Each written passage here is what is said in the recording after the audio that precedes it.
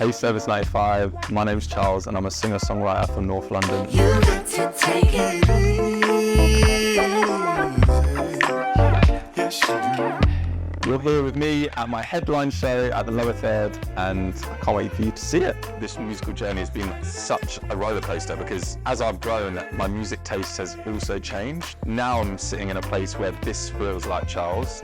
Imagine like Barry White and Prince had a love child. I guess like that's kind of like the direction that it's going in. You got this feeling from me and you always.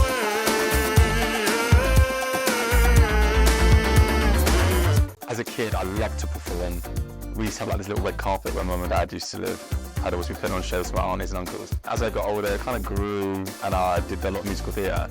And then I was lucky enough to get into like one of the shows in the West End. I was so young at this point, I must have been 17. One of the guys that was in it called Sean Scoffrey, who is a massive soul singer. And he kind of like took me under his wing a little bit. It was just gave me a few pointers and then off I went. Moving on. I left my job in the city, and seats in the ground 9 years ago today. Well, it's funny because my mum used to like listen to like Pink Floyd and Prince. Like she'd always play that and she'd always cry in the conservatory to it.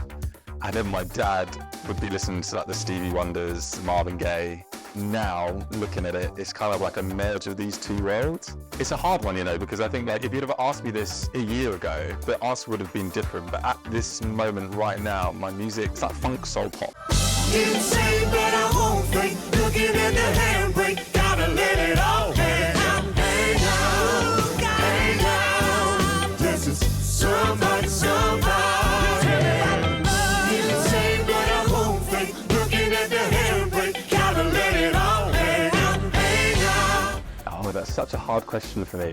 When I'm on stage, that whole persona is still me. The better way to explain it is that I'm Charlie, and like when I'm on stage, that's Charles. It's been super challenging. I've just been doing it on my own. Production, everything, I've done it all. This time round, I've learned so much about myself, about like how far I can push myself. I don't want to be like too like pat myself on the back, but I do feel proud today, like of myself for like the first time in a long time of being like, you did it. I think Charles is actually probably more the person that I wish that I was when I was younger. You know, when you're a kid, you don't really care what people think. When I'm talking like really young, you don't have all of these things that make you anxious or what are they going to think. You don't have those. When I was a kid, like, I'd see something and I'd go for it and that'd be it.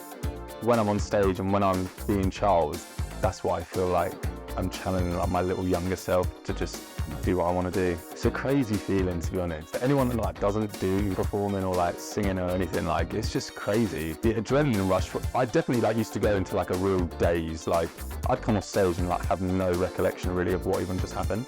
Whereas now, I think I've done it so much, I'm starting to sit in it more and like I like consciously will be like, be present in this moment and like try and take it in whilst I'm up there. You want to like walk down the middle of the road, like strutting, like and just feeling good.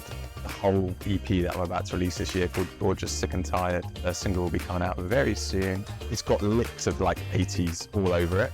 I don't know if this is unusual or not really. I tend to write exactly how I feel as I'm feeling it. So like if I'm on the tube, I will write almost like in monologue format. And then when I get into the studio with Matthias, my guitarist, who's like been my ride or die for this whole journey, that I love him so much. When I get into the studio with him, we start working on the track together.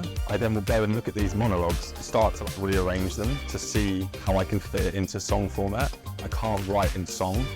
I have to like write how I feel, and then I can then start piecing it together like a puzzle, like being like, okay, that line kind of works, and that's kind of like how that goes. When I first started out this music industry, I think I always thought that the hardest part of writing the songs or trying to find a sound, all of these things that I thought were going to be like the hardest thing, actually were not. Like the hardest thing, like without a shadow of a doubt, is like waking up every day and telling yourself that you can do it. Fancy clubs with designer drugs, but this world won't wait. It's time to live your life. There's no time to waste. Ain't nobody more deserving. I just want a taste of you. It's fooling yourself that you really wholeheartedly believe that you can make it. I just want the taste of you. The taste of you. I hope that they walk away from this and that they all decide to like dream a little more. I feel like as adults, sometimes we stop dreaming, and I think it's like the most powerful thing ever. And I feel like everyone should have a dream, whatever that is, whether it's you want to be a teacher, or whether, I don't know, just to have something to always be like striving for. And I just want everyone to walk away and be like, yeah, I'm gonna fucking go for it.